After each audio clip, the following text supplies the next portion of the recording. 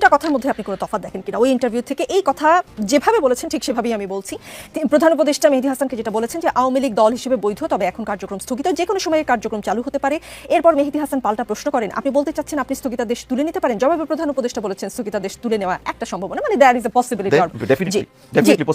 আমি বলছি আইন উপদেষ্টা আসিফ নজরুল যেটা বলেছেন, যখন একটি দলের কার্যক্রম নিষিদ্ধ করা হয়, স্থায়ী নাকি অস্থায়ী এই ধরনের প্রশ্ন থাকে, আওয়ামী লীগের কার্যক্রমের উপর দেওয়া নিষেধাজ্ঞা উঠিয়ে নেওয়া হবে এমন কোনো সম্ভাবনা আমি দেখছি না। নির্বাচনের আগে তো দূরের কথা, অদূর ভবিষ্যতে আওয়ামী লীগের কার্যক্রমের নিষেধাজ্ঞা উইথড্র হওয়ার কোনো সম্ভাবনা নেই। এই দুজনের কথার মধ্যে কোনো অমিল দেখাটা কি অস্বাভাবিক? না, অমিল নেই, টেকনিক্যালি কোনো অমিল নেই, বুঝতে আন্ডারস্ট্যান্ডিং এর জায়গায় প্রবলেম হতে পারে, এটা কোনো অসুবিধা না। প্রফেসর ইউনূস যেটা বলেছেন সাসপেন্ড মানে কি, আমরা ধরেন ইংরেজিতে শব্দটা যখন সাসপেন্ড, আর বাংলাতে আমরা আবার এটাকে সাসপেন্ডের বাংলা করি সাময়িকভাবে স্থগিত। স্থগিত মিন্স সাময়িক, সাসপেন্ড মানে সাসপেন্ড, সাসপেন্ড মানে কিন্তু এটা বন্ধ না, ব্যান না। সাসপেন্ড যে কোনো জিনিস এটা ইমিডিয়েটলি, ধরেন খেলার সময় হয় না, বৃষ্টির কারণে ম্যাচ সাসপেন্ড হয়েছে, সাসপেন্ড হওয়া মানে কিন্তু বাতিল হয়ে যাওয়া না, বাতিল জিনিস বাতিল, এই ম্যাচ পরিত্যক্ত। সাসপেন্ড হওয়া মানে এটা আবার শুরু হতে পারে, অপেক্ষা করে, ওয়েদার দেখে। সুতরাং আওয়ামী লীগের কার্যক্রমের যে সাসপেনশন, সেটা একটা পার্টিকুলার পয়েন্টে বিচার চলাকালীন পর্যন্ত। তার মানে কি, বিচার কবে শেষ হয়ে যাবে, বিচার আওয়ামী লীগের বিচার কবে শেষ, এটা চিফ অ্যাডভাইজার জানেন না, তো এটা জানে কোর্ট। সুতরাং আওয়ামী লীগের কার্যক্রমের উপরে যে স্থগিতাদেশ, সেটা যে কোনো সময় প্রত্যাহার হতে পারে। এই সময়টা কি, সেটা রিলেটেড টু দ্য যেই প্রজ্ঞাপন দিয়ে আওয়ামী লীগের কার্যক্রম নিষিদ্ধ হয়েছিল, স্থগিত হয়েছিল, সেই প্রজ্ঞাপনই তো বলে দিচ্ছে এটা বিচারের সঙ্গে সম্পর্কযুক্ত। আর প্রফেসর আসিফ নজরুল যেটা বলছেন, সেটা উনি ওটাকেই ব্যাখ্যা করেছেন। উনি ওনার জায়গাটা বলছেন যে আমার যা ধারণা, উনি একজন আইনের শিক্ষক, উনি আইন মন্ত্রণালয় চালান, উনি কোর্ট কাছারির সঙ্গে সম্পৃক্ত, উনি বলছেন আমার যা ধারণা, উনি হয়তো বিচারের গতি বা বাস্তবতা যেটা দেখছেন, তার আলোকে মনে করছেন না যেটা নির্বাচনের আগে হওয়া সম্ভব। সুতরাং এই দুইটা কথার মধ্যে কোনো পার্থক্য নেই। কিন্তু এটাও হচ্ছে ওইরকম যে আমি বুঝতে হুট করে এরকম বুঝছি কিনা যে আওয়ামী লীগের, এখানে দেখেন আপনি যে পুরো জায়গাটা যায়নি, ওই অতটুকু গেছে, আওয়ামী লীগের কার্যক্রমে নিষেধাজ্ঞা যে কোনো সময় তুলে নিয়ে, এরকম হয়েছে তো হেডলাইন তুলে নিয়ে হতে পারে, চিফ অ্যাডভাইজার এটা বলেছেন। সুতরাং পুরো সেন্টেন্সের মধ্যে আমি এরকম কোনো বড় ঝামেলা দেখি না যেটার সঙ্গে জনাব আসিফ নজরুলের বক্তব্যের সঙ্গে অমিল রয়েছে। বরঞ্চ প্রজ্ঞাপনের সঙ্গে, যে প্রজ্ঞাপনের মধ্য দিয়ে আওয়ামী লীগের কার্যক্রম স্থগিত করা হয়েছে, সেই প্রজ্ঞাপনের সঙ্গে ওনাদের দুজনের কারোর বক্তব্যের কোনো পার্থক্য নেই।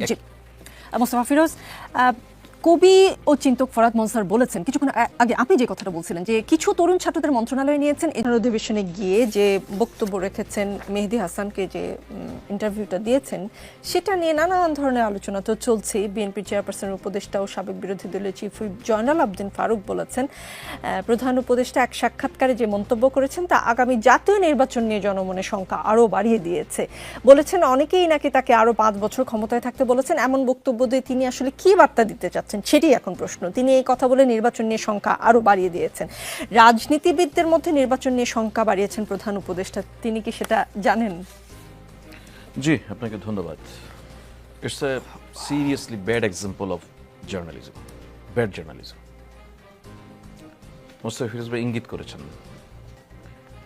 জনাব মেহেদী হাসান যে ইন্টারভিউ প্রফেসর ইউনূসের করেছেন, সেখানে তিনি প্রশ্ন করেছেন যে আপনি ফেব্রুয়ারির প্রথমার্ধে নির্বাচন দিচ্ছেন, আরও 6 মাস সময় আছে, সেই নির্বাচনের জন্য 6 মাস সময় প্রয়োজন কিনা অনেকে সেই প্রশ্ন তোলেন।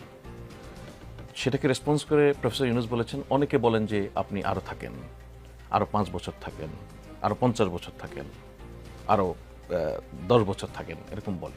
সেগুলি অনেক অনেক অনেক অনেক কিছু বলে, আমরা সেটা শুনছি না। আমরা যেটা পারছি, আমাদের যেটা সাধ্য আছে, আমরা যেটা করতে চাই, আমরা সেটা করছি। এটা হচ্ছে পুরো সেন্টেন্স আমি আপনাকে যেটা বললাম। আমি আপনাকে বলার পরে আমি আপনাকে প্রশ্ন করতে চাই, আপনি কোনো আগামী নির্বাচন নিয়ে এই বাক্য থেকে অন্তত কোনো অনিশ্চয়তার গন্ধ পান কিনা? না, পুরো ইন্টারভিউটা দেখেন। আনফরচুনেটলি যেটা সোশ্যাল মিডিয়া, আপনি যে ব্যাড জার্নালিজম বলছেন, কোনটাকে বলেছেন? মেহেদী হাসানের ইন্টারভিউ বিভিন্ন সোশ্যাল মিডিয়া, প্রাজ্ঞ সাংবাদিক, আপনি বলেন এটা ব্যাড এক্সাম্পল কিনা?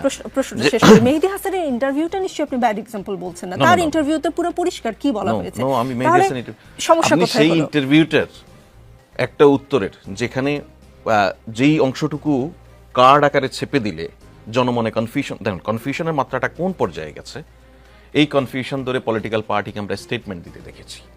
এখন আমি বলতে পারি যে আপনি একজন রাজনৈতিক নেতা, আপনার তো দায়িত্ব ছিল পুরো জিনিসটা পড়ে বুঝে তারপরে কমেন্ট করা, সেটা আমি বলতে পারি। আরেকজন পলিটিশিয়ান আপনি মাত্র বললেন এটা কমেন্ট করেছেন।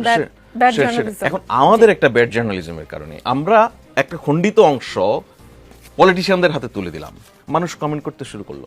দেখেন আমি আপনাকে যেটা বললাম, এখানে আমার তো 5 পাতার হবে। ফয়েজ আহমদ, আপনিও সাংবাদিক, আপনি জানেন that is not headline, that is not headline.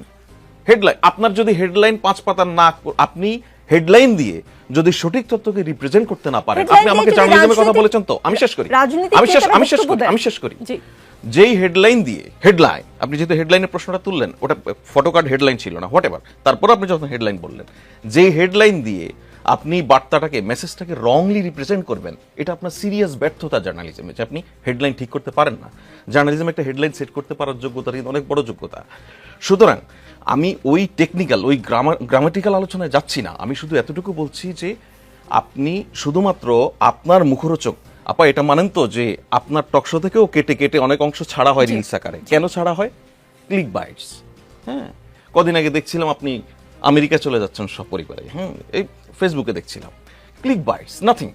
সুতরাং এই ক্লিক বাইটসের কবলে যখন রাজনীতি পড়ে, তখন জয়নাল আবদিন ফারুকের মতো একজন বিজ্ঞ পলিটিশিয়ান কমেন্ট করে বসেন, একটা পলিটিক্যাল পার্টি স্টেটমেন্ট দিয়ে বসেন, অনেকগুলি পলিটিক্যাল পার্টি কথা বলেছেন এটা নিয়ে, কিন্তু কি পুরো সেন্টেন্সটা কি এটা আমরা পলিটিশিয়ানদের হাতে দেই নাই। এটা একটা ব্যাড জার্নালিজম নয় কি?